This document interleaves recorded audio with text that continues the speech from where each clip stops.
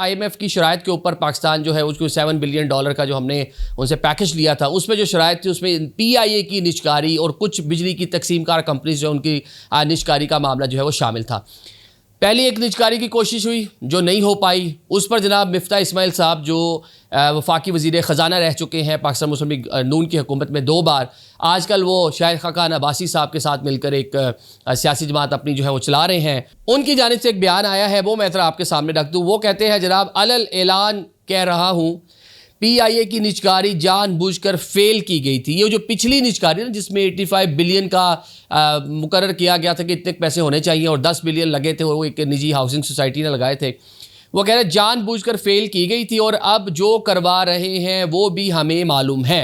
अब जो करवा रहे हैं हमें मालूम है। ये इशारा मेरे ख्याल से आप समझ ही गए होंगे, पाकिस्तान में आप लोग रहते हैं, कि कौन करवा रहे हैं।